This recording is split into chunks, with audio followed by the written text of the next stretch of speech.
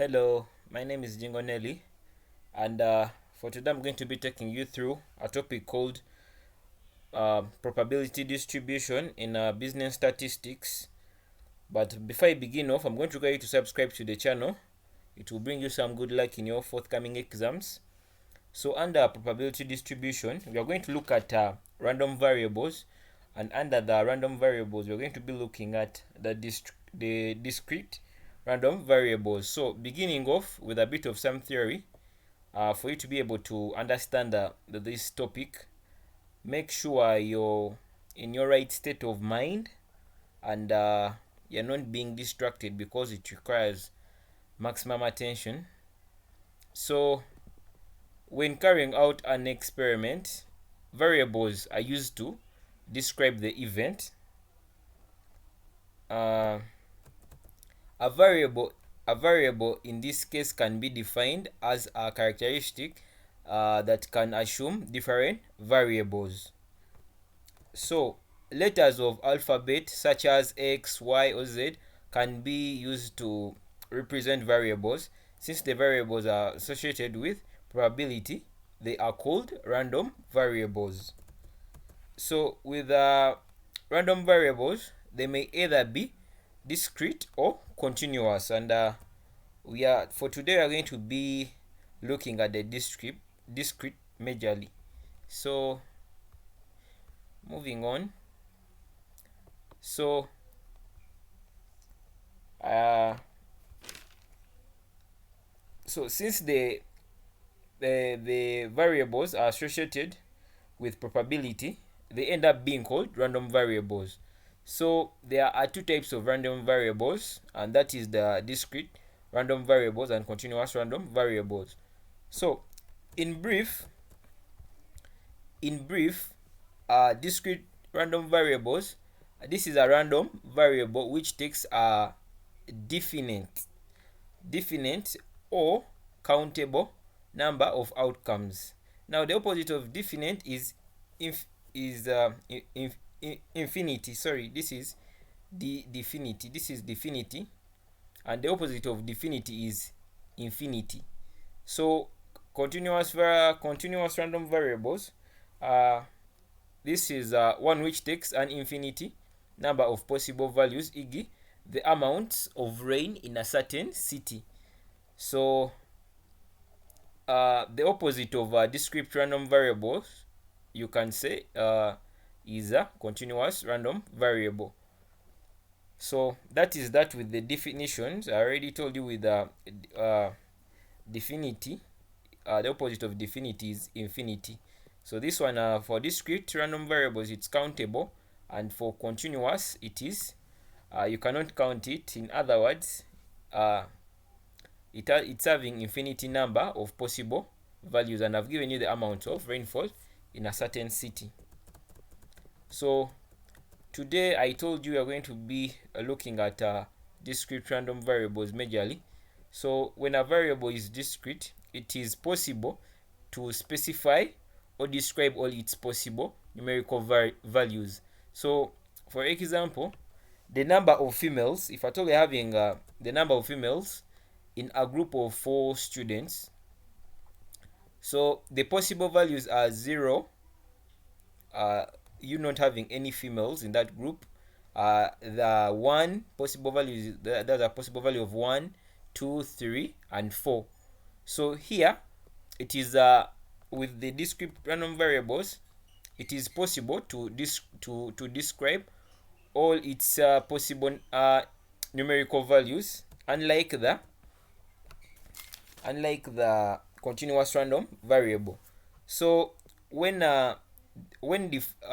defining random variables, the variable is usually denoted by a capital letter X, Y, R, etc. You can use any, and a particular value that it takes by a small letter. So the random variable is denoted by a capital letter, and what it takes, like a particular value it takes, it is denoted by a small letter. It can be X, Y, R, etc. any that you want. So in that case, it can be denoted as P brackets X is equal to small x. So this means probability. This means that the probability that the variable x takes the value of x. So this is what it means. It means that probability, the probability that the variable x takes the value x. So we are going to be saying that. So something to note, for a discrete random variable, the sum of all the probabilities is equal to 1.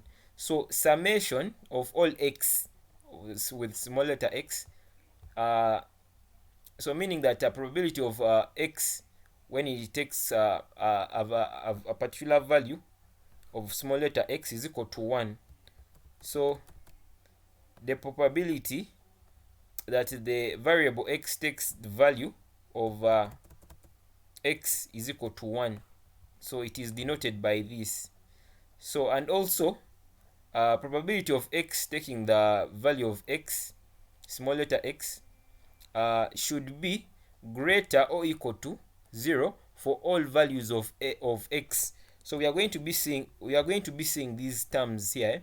I'm going to be applying the first one and the second one as we are moving on. You just need to follow. So the function responsible for allocating probabilities is this probability of x is equal to small letter x, is also known as probability density function of x. So this sometimes it is abbreviated as PDF of x, which means probability density function. So that is to do with that. So the probability density function can either list the probabilities individually or summarizes them in a formula. So you can either list the probabilities individually, or you can summarize them in a formula. So these are all theory things to make you understand this this topic of of random variables under probability distribution. So how a probability distribution table can be drafted if not summarized for you. So sometimes we had questions popping up in class whereby students were just seeing a particular table. Let me just take you. Okay, we are going to see it later on. They get to see a particular table, but they don't know how it was drafted. So basically here, how a probability distribution table can be drafted if not summarized for you. Sometimes they summarize it for you. So consider this situation. By mistake, 3 faulty fuses are put into a box containing two good fuses. The faulty and the good fuses become mixed up, making a total of 5 fuses and indistinguishable by sight. You choose to take 2 fuses from the box. What is the probability that you take? You take no fuses, one fuse, no faulty fuses, one faulty fuse, 2 faulty fuses. Now you should be keen with this question. So since they have ended on 2 faulty fuses, that means when you are picking your 2 fuses, that is a good fuse and a faulty fuse. You're going to stop on 2, like you're going to stop on 2 chances. If I told you to pick, like you're going to have 2 chances to get to pick these 2 fuses. So we are going to see it below. So it is possible to show outcomes and probabilities on a tree diagram. So this is a solution. So probability, it is equal to like number of chances, something can happen out of the sample space. So since in the question I already told you this, since in the question is giving us possible values of 0, 1 and 2, we can end on 2. I already told you from this question, this is the 0, the no faulty fuses represents 0, then one faulty fuse represents a 1, and this faulty fuse represents a 2.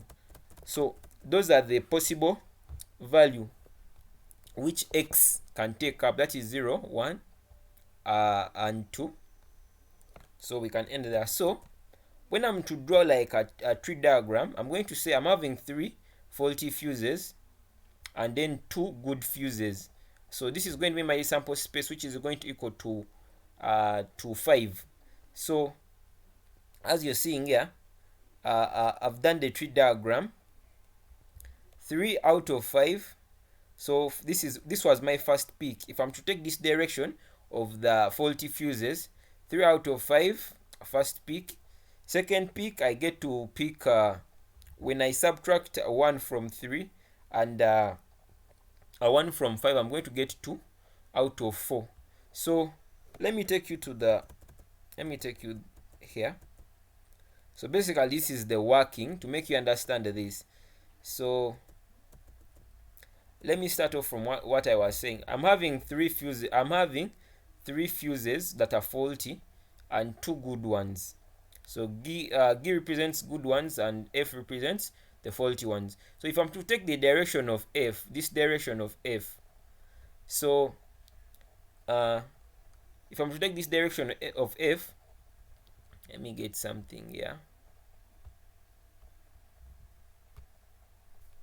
So if I'm to take this direction of F, for the first peak, I'm going to have 3 out of 5. So if I'm having 3 out of 5, that means out of the 5 fuses,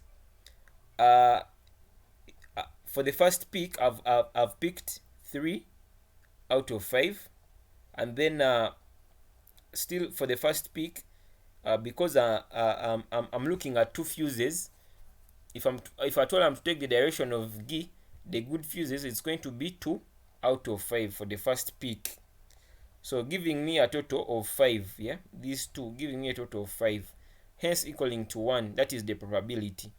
So I'm done with this. So when I go, go for this direction, the direction of the faulty fuses, so what is going to happen here? I want you to look at this. Here, yeah? So for the ones that are similar, both are going to reduce. That is, I'm taking the direction of F, faulty fuses. So it's going to be, if at all again, if at all this is the sample, if at all I'm left with this, and I have to pick a similar fuse which is faulty still, it's going to reduce my it's going to reduce the faulty fuses, and it's also going to reduce the sample space. So I'm going to remain with 2 faulty fuses, and then out of 4. So meaning out of the 5 fuses that I was having earlier, I'm going to remain with 2 that are faulty, because I've picked 2 that are faulty, and then the sample space, obviously it has to reduce, and I remain with 4. So it's going to be 2 out of 4, which I have indicated with a 1 here. So what is the remainder? So the remainder, when I'm finding the remainder, I'm going to look at the denominator, the one which is below here, which is a 4. So if I say I have picked one faulty one again, it's going to reduce my it's going to reduce my sample space. So I remain with a 2 out of 4. So what is the remainder? The remainder is going to be a 4 out of 4 minus 2 minus this 2 out of 4, meaning that if at all I have remained with 2, if at all I picked a faulty fuse, that means I remained with 2 out of 4 and then what is the remainder? The remainder is still going to be a 2 out of 4. Once I subtract these, it's going to be 2 out of 4, which is going to apply to my if I'm to take if at all I get to pick a good fuse. So with this from the first pick, I get to pick a faulty fuse, which is 3 out of 5. So which is this. So from this step, I go to the next peak, the second peak. So when I pick from the second peak, this is what happens. I'll remain with a 2 out of 4 with the faulty fuses, and then I will still remain with a 2 out of 4 with the good fuses. So that is for the first peak and second peak.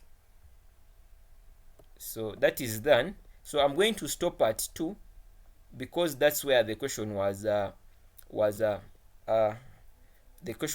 where the question was ending. So when I go to the direction of G, the good fuses, it's going to be 2 out of 5. So this is my first pick. Once I get to pick something from the what? If at all I get to pick something from the sample space here. So 2 out of 5. So direction of G. So this is what's going to happen for the first pick. Once I pick so these ones are similar. Once I'm to take I first look at this I first look at the ones that are similar, the good one and the good fuse and the good fuse. So I minus a 1 and also reduce the sample space, which is going to give me a 1 out of 4, meaning that if at all I pick from the 2 good ones, I'm going to remain with 1 out of 4.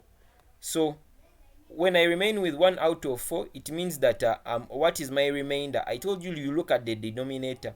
So the denominator is going to be 4 out of 4. So 4 out of 4 minus the 1 out of 4 is going to be 3 out of 4, meaning that after me picking a good fuse, I remain with 1 out of 4, and then when it comes to the faulty fuses, I remain with the 3 out of 4. So this is what is happening here. So after doing that, looking at the remainder, so I had already denoted them.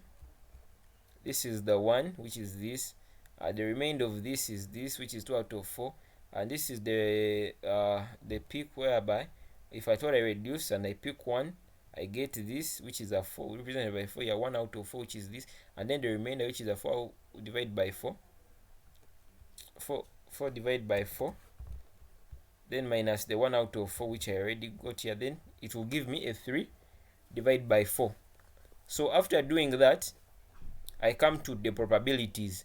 So probabilities, if at all there was a probability of me picking a faulty fuse and a faulty fuse, remember I'm picking twice, because those are the values that I was exposed to. I was exposed to 2 here. Since the question is giving us a possible value of 0, 1 and 2, we are to end on 2. So this is what I'm saying. I'll have my first peak, which is this, and this is going to be my second peak. So if at all they had given us another peak of the third one, I would still continue. Remember, I'm being exposed to 2 fuses, a faulty one and a good one. So I'll create another third column here, which is another third tree structure link, which is indicating that this one is taking direction of F and this one is taking direction of G. But with this, I'm to end here. So picking a faulty one and a faulty one is going to be 3 out of 5 times 2 out of 4, which is going to give me 2.3. So the outcome is 2 faulty fuses. This is it. So what is the probability of picking picking one faulty one? So one faulty one is going to be this, a faulty one, and also a good one. So probability of F and G is going to be 3 out of 5 times 2 out of 4, which is equal to 0.3. Same applies to this. So picking a faulty one, still it's going to be this G and also the faulty one, which is 2 out of 5 times 3 out of 4, which is equal to 0.3. So the last one, which is G and G. So here picking no faulty fuse, because here I'm picking a good one and a good one. So it's going to be 2 out of 5 times 1 out of 5, which is going to give me 0.1. So once I'm having two faulty fuses here, one faulty fuse, and a 0 faulty fuses, meaning from the equation I'll be satisfying this will be a 0, and this will be a 1, and this will be a 2, meaning that I have to add those two outcomes. So when I come to my equation, probability of no faulty fuse is going to be 0.1 because of this 0.1. So when I go to probability of one faulty fuse, is going to be 0.3 plus 0.3, because when I add 0.3 and 0.3, I'm going to get 0.6, which is this. So this is the probability of picking one faulty fuse. When it comes to picking two faulty fuses, it's going to be 0.3 because of this. When I look at these faulty fuses, there are 2, and picking two faulty fuses is going to result 2, which is a 0.2 here once I multiply them. So that is with that, basically looking at a simple tree diagram. But I already told you I'm looking at how they usually come up with the probability distribution table when it is not summarized for you. So that is that, meaning that the variable being considered here is the number of faulty fuses. So that is the variable being considered, and it is noted by x. So the values that x can take are 0, 1, or 2. So the probability that the variable x, capital letter X, takes the variable 0 can be written as, so if I told x, which is the faulty fuse, if I told x, which is the number of faulty fuses, takes up a value which is 0, so probability of x is equal to 1 is going to be 0.1. already looked at it. Similarly, probability of x equaling to 1 faulty fuse is equal to 0.6, and probability of x of a faulty fuse taking a value 2 is going to equal to 0.2. So that's what they always mean. So with that, thus the probability distribution being summarized. So this is what I mean when it is being summarized. So usually in the question papers with random variables, discrete random variables, they usually give you the summarized table, but most of you, like in class, they were asking, but sir, how did you get the table? So this is how they usually get the table, and I've already told you how it's coming about. So x, this small x of 0, 1, and 2, so probability x taking up values of the small letter x is going to be 0. For 0 it is 0.1, for 1 it is 0.6, and for 2 it is 0.3. They are coming from this probability of taking no faulty fuse, which is a 0, and this is a 1, and this is a 2, which is this. So when I just summarize this and I put them in a table, this is how it's going to look like. So if the sum of the probabilities is 1, probability always has to sum up to 1. The variable is said to be random. So for example, if I'm to add all these three, 0, 1, and 2, I'm adding these possible values. The 0.1, 0.6 plus 0.3 is going to equal to 1. So x is a discrete random variable. So yeah, x is a discrete random variable. So an example here, a discrete random variable has a PDF. We already look at PDF defined in the table below. So if this random variable, this discrete random variable is having a small letter x, which is 1, 2, 3, 4, 5, and probabilities is 1, 0.2, 0.25, 0.4, and a, and here it's having 0.9. This is a, not a 9. Don't call it a 9, but this is a. So with this is what I was talking about. Usually they give you a question when it is starting from here, and somebody may wonder, where did they come up with this table? I've already showed you of how this table can come about. They may have worked out somewhere with their tree diagram. After that, with working out with their tree diagram, they come up with something like this when it is summarized. So this is what we are looking at. This is what we are looking at when it is not summarized for you. So here it is summarized for you. And with this, I wanted to hint on something else which we had looked at previously. So I want you to, are you seeing these figures? They are all equal to, they must be equal to, looking at the other two properties. Let me take you back. A discrete random variable, the sum of the probabilities is equal to 1. We have looked at it, me adding those probabilities, they equal to 1. And also p x small letter x must always be equal or less, should be greater than or equal to 0 for all the values of x. So this is what they mean here. So for all the values of x of 0, 1, 2, they must be greater or equal to 0. So all these values are greater or equal to 0. So that's what they mean. So if the sum of the probabilities is 1, the variable is said to be random. We already said that. And so there is discrete random variable.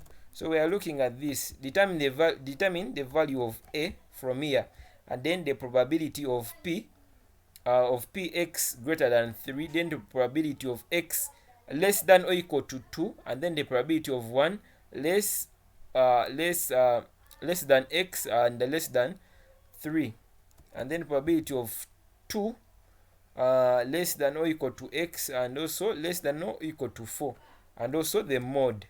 So for the first part, solution using the summation of p brackets x is equal to small letter x is equal to 1.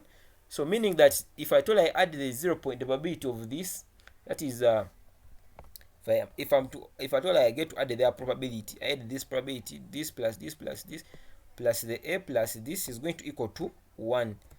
So which I have done here. So when I add all these, they're going to give me 0.9 plus a, which is equal to 1. So when I cross multiply, a is equal to 0.1. So I've determined my a. The second one was saying probability of x is greater than 3. Now with this, it means that they do not want the probability of 3. They want 3 and above. So from my table, I'm having 4 and 5. They're above 3.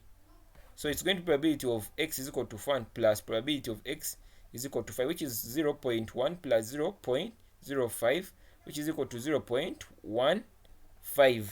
So that is the probability of x greater than 3. So probability of x less than or equal to 2. You should be keen. You should be keen with these symbols. Less than, you should just plain less than, you do not include the 3. But here, since they have said less than or equal to 2, so once you see this downer part is giving you an equal to, meaning that they have included these 2. So it's supposed to be probability all those below 2. So probability of 2 and also probability of 1. So when I go to my question here, you can see that I'm having 1 and 2. So those are the figures that are below, less than or equal to 2.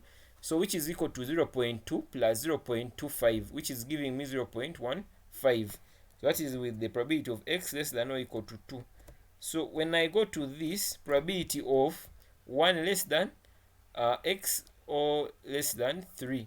So this means that you must look for a figure whereby which is like this means this itself means 1 is less than x, and this means that x is less than 3. So you must look for a figure which is so meaning that for the x it must be less than the 1, and with the 3 it must be the x must be less than a 3, and here you must look for a figure whereby so meaning you're going to be looking for the middle number. So with this meaning that 1 is less than x, it means that x is going to be greater than 1 but less than 2. So we're going to look for a figure which is greater than 1 but less than 3. That means we're going to look for something which is going to be in the middle. So which figure is that? The figure is going to be a 2. Probability of x is equal to 2, which is equal to 0.2. So probability of 1 less than x or x less than 3 is going to be 0.25. So moving on, so probability of 2 is equal to probability of 2 less than or equal to x less than or equal to 4 is going to be, so we are going to look for values whereby they're equal to x, they're equal to 2, and also they're in between 2 and 4, which is 2, 3 and 4. So the probability of 2, which is 0.25, and probability of 3, which is 0.4, and the probability of the probability of 3, which is 0.4, and probability of 4, which is 0.1, which is giving me a total of 0.75. So after knowing that, remember the question they also asked me the mode. The question they asked for the mode. So how do I find mode? Mode is going to just be simply be, the mode is the value of x with the highest probability. So what is the mode with the highest probability? So we are having this 0.2, 0.25, 0.4, 0.05. So what was our a? Our a was 0.1. So from the above table, the highest probability in the case is 0.4. Hence, the mode is 3. So when we go back to the table, 0.4 here is the largest. 0.2, 0.25, 0.4, 0.1, 0.05. So 0.4 is the largest. So our mode is going to be a 3. So that's how we determine mode. So with that, let's handle one more example and we call it a day. So the probability, the PDF of discrete, sorry, I made a mistake. This shouldn't be there. Probability of a discrete random variable x is given by probability x equaling to small letter x, which is equal to x, which is equal to k x squared for x equaling to, so they have given you the small letter, the values of a small letter x, which is 0, 1, 2, 3, 4. So given that k is a constant, find the value of k. So they want you to find the value of k. So what do you do for this case? You're going to say, so when x is equal to 0, what is the probability of the variable x when x is equal to 0? It's going to be, so you bring in this k x squared, which is equal to k times, you bring your 0 squared, which is going to give you 0. So with x is equal to 0, it's going to be giving you 0. So what about when x is equal to 1? It's going to be the probability of x when x is equal, when small letter x is equal to 1, is going to be k times the 1 squared, which is k. And for the probability of 2, it's going to be k times 2 to the power 2, which is going to give you a 4k. And for the probability of 3, it's going to give you a 9k, because the square of 3 is 9, and the square here of 4, the probability of 4, the square of 4 is a 16, so it's giving you 16k. So if I told you to put it in a table, it's going to be x taking values of x when it's 0, 1, 2, 3, and 4. So probability of the variable x is going to be equal to small letter x. Here we already said this one is 0.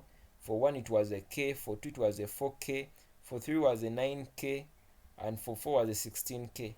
So using the summation of all small letter x, the probability of the variable x equaling to small letter x is equal to a 1 always.